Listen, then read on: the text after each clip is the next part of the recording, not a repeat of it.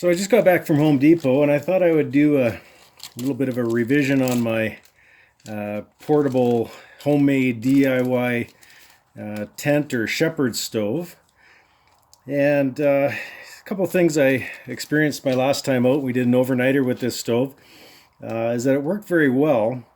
But one thing is, and one of my viewers noted, well, why don't you make it portable or collapsible? And so I thought, well, you know what, that's a pretty good idea. This stove here, I used rivets, and I just kind of put it together quickly and snapped it together to make sure the concept worked. But to have the ability to take this thing apart, break it down, put it in your pack or in a bag, I thought would be kind of cool. So I'm going to go ahead and do that. Now, rather than just drill this one apart, it's functioning. I thought, well, you know what, I'm just going to leave it. Works pretty good. Let's just go buy some new pieces and maybe put together a bit of a DIY video on how I actually built this thing. And I got some ideas to build it a little bit better and more efficient and a little bit easier than the way I built the current version. So I just thought I would show you guys this and actually what this thing cost, or how little it cost. So these are the panels that I bought. These are called end caps for furnace ducting, and that's basically what they look like. They're pre-bent, so essentially all we got to do is put them together, drill some holes, put in some hardware, and we got our stove basically good to go. So that's essentially what we're gonna do. Put it together, four sides like that. So the stove that I got that I already built was done with 12-inch long end caps. And this particular stove, I thought, I'm going to give this a try with 14s. And although it's going to be a little bit bigger, I think one advantage to a little bit longer firebox, or actually a couple advantages, is that, as you can see in this particular stove right here, essentially you've got this much distance here. I'm just going to guess at about 8 inches between where the pipe goes up and the front of the stove. So when I open this up, I get a little bit of backdraft and I'd get some smoke out the front. So I thought if I made the firebox just a little bit longer, essentially 2 inches longer, that would give me a little longer firebox, and I wouldn't get the same kind of smoking when I opened the door up. It would allow me to build the fire a little bit further into the stove, away from the door. So I'm going to give that a try. Although this one worked pretty well, I did get a little bit of smoking out the front. What else? Yeah, in this case, for whatever reason at my Home Depot, the 12-inch or the 14-inch long panels are cheaper than the 12s. So in this case, it was a little bit cheaper. These panels here, right off my receipt here, 14-inch end cap, $3.77 on these ones. So I bought 4 of those. And then for the ends, I just bought, there we go, bought some 8-inchers, and those were a little bit cheaper, but I think they're a little bit too short to actually use for a stove, but they're fine for an end cap. We'll cut them down. I'll show you how we're going to do that. Those ones were $3.24. And what else we got? We got a little bit of strapping. So for this stove here, for the feet down at the bottom, right there, and actually you can see in this one I made them collapsible, and they do actually, it did stand up pretty well. But that's what the strapping looked like. And I think those ones were 18 inches. So 1 by 18 inch. They call it an anchor strap. And those guys were $1.67. So rather than trying to have to cut something, these are already pre-cut and have some holes drilled into the end, but we'll just drill those out for the size of hardware that we're going to use to make this stove. So yeah, those are the pieces. And in this stove, I'm going to try this aluminum ducting. This piece of 3-inch collapsible aluminum duct was $8.95 as opposed to the regular solid ducting, which worked quite well. But I thought if I take this along, it'd be a little bit lighter. I think it's going to be durable enough to hold the heat. We'll do a little test on that. So all in all, still need a little bit of hardware to put this together. But the total bill for this was $37 Canadian. So that's probably less than $30 US. So that's what we're going to do. I'll try and take some video as we go along, and hope it all makes sense. Alright, so we're going to get going on this stove here. First off, total disclaimer, I'm not a sheet metal worker. Just showing you how I put this together, and hopefully it'll give you some ideas on how you can build one of these. And you know, the ultimate goal is to be able to get out into the backcountry, take your stove along with you, make a fire. It's a way to keep warm, spending some nights out there without having to build a big bonfire and use a whole cord of wood just to stay warm. So anyway, let's just jump right into this. So once again, these are 14-inch end caps. I'm just going to mark roughly 7 inches. In this case, I'm going to put one screw in each side. Rather than 2 in each side, I'm just going to do one in the middle. And when we put this whole thing together, by the time we put the ends on it, it's going to be sturdy and stable enough that I think it's going to work just fine. So essentially, we're going to put enough hardware on it so that it stays together and that we can get it apart quickly. So 14 inches. I'm just going to mark 7 inches down the one side and drill a hole there. I looked for my punch, and honestly, I can't find it. So I'm just gonna take a nail. I've got a 2x6 set up there, and roughly halfway, I'm gonna punch a hole in there, and that's gonna basically be a pilot hole. And then I'm gonna take this other cap. I'm going to hold these two together, and you'll see, and I don't know if you can see it properly or not, but the two ends, it's either going to have to fit on that side or that side. So just pick a side and be consistent. I'm going to choose so that this side goes inside of that one. And I could probably even notch those out, but we're not going to worry about it.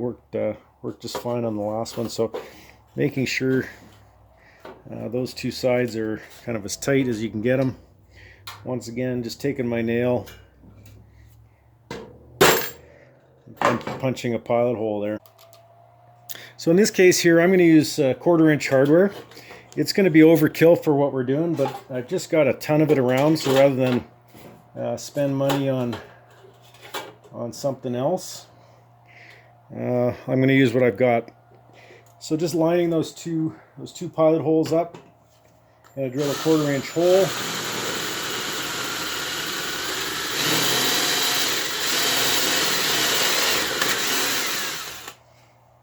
And there we go. So we got our 1/4-inch hole drilled there. And I'm going to do the same to the other side here, just making a note of again which way I had these two sides lined up. This one here is a little bit inside this one here, so I'm going to do the same for the other side. So I'm just going to grab another piece here. Should have got my work area a little more figured out before I started my video, but in any case, so once again, that one, or this one here, is on the outside.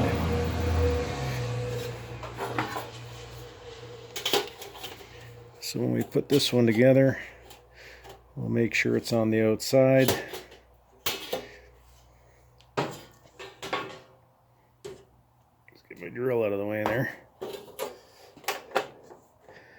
It's on the outside, but still tight. Make sure this piece here is tucked right into that one there, if that makes any sense.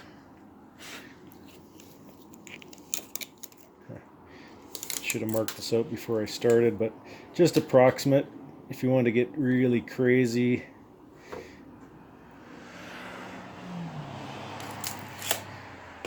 you'd go right to the millimeter, but in this case I think this is going to be close enough.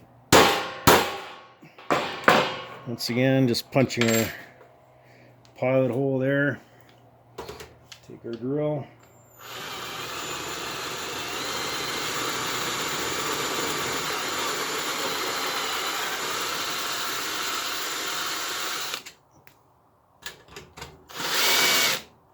And we're definitely through. All right. So we got 2 done. So we're gonna just flip it over. And since I put this one on the inside, I'm trying to show what I'm talking about here. So this one here is on the inside of this one. So we want this one, basically our sides to be symmetrical. So this one here, we're also going to put on the inside. I don't know if you can see that. So that top and bottom, we're putting it together the same way. And once again, we'll get our ends lined up so that this one is inside this one. And it could be inside or outside as long as you're consistent with the top and the bottom. Measure our 7 inches roughly so we know where the middle is.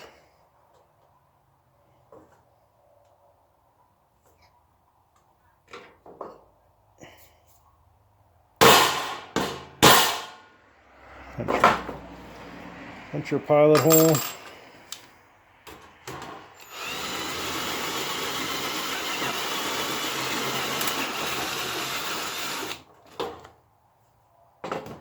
Another 1/4 inch hole. And we're good. Okay, we're back here. And what I've done is I've just kind of fit this together. I've thrown some hardware on there. This is definitely probably oversized, longer than what we need, but just kind of what I had handy here. Got some wing nuts on there, and that's going to be my plan, is to put this together with wing nuts. So we got our basic firebox, 4 sides. All that's left here now is to cut the ends. One end I know is going to be essentially just a square cut. And the other one, I'm going to figure out what we're going to do on the door, or for a door. And I got a couple ideas there. In between a couple of takes of the video here, I'll figure that out and come back to you. But this first end is easy. As I mentioned, we got these are 8-inch by 10-inch end caps, which is the smallest size that we could get. Now in this case, I'm going to use the 2 large lips there, and then these ones that are double folded, I'm going to cut this off. Ultimately, this is going to have to be 8 by 8, or roughly 8 by 8. Get cut down so that it fits in the end. It's going to come in from the inside. We're going to drill a couple of holes, probably that side and the top side, and then that's how our end is going to go on. We're going to have basically 1 wing nut and bolt on each side, and I'm thinking You know what? Not exactly sure. Might be the outside here. Might be the inside. I'll figure it out. Let you know what I've done and come back and show you.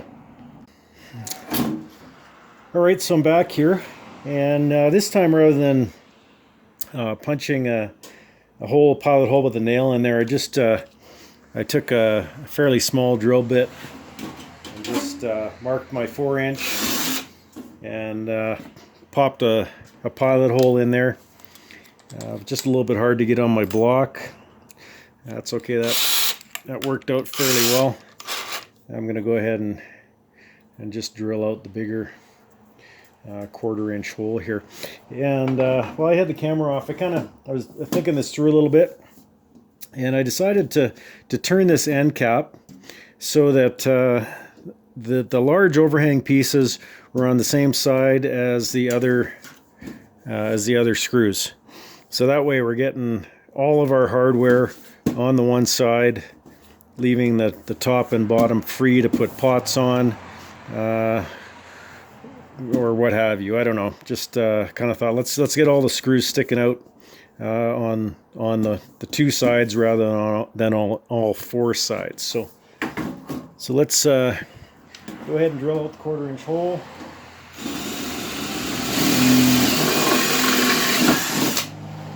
Fairly easy, thin gauge, galvanized.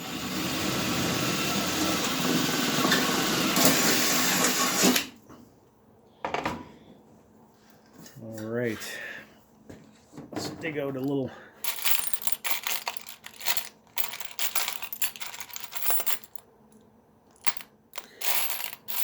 more hardware here.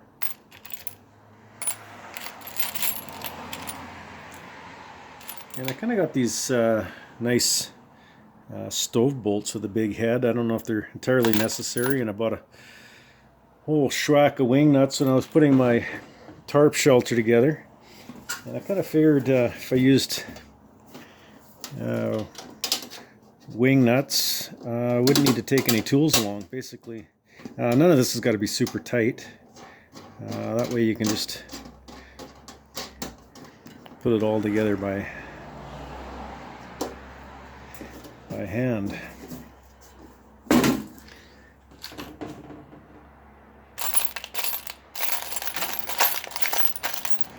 A lot of my hardware is pretty long here, but as I say, I have a abundance of 1/4-inch wing nuts and bolts. For a little test stove here, we'll just use what we've got. All right, so you got 5 out of the 6 sides done. Essentially, your firebox is done. Let's figure out what we're going to do for a door here, and then we'll come right back. Okay, so we're back here. Just moved my hardware out of the way here.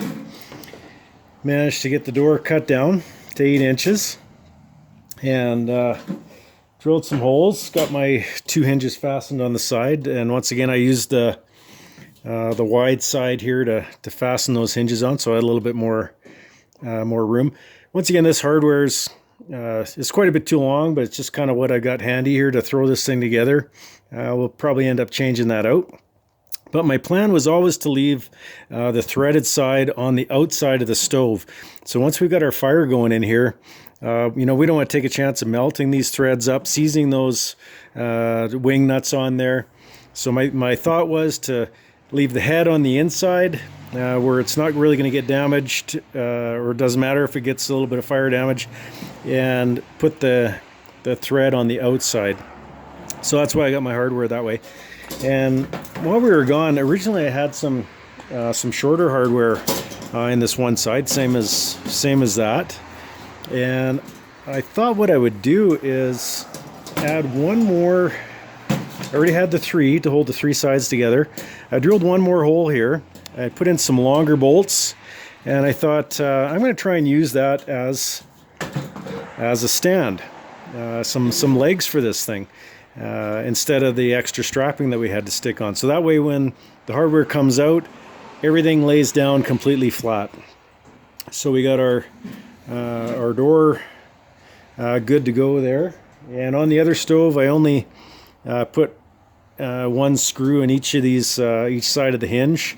And with the two hinges, that seems to hold it just fine. So, you know, if you feel like you want a little bit more on there, but essentially this door just kind of, you know, stays shut. There's nothing to latch it.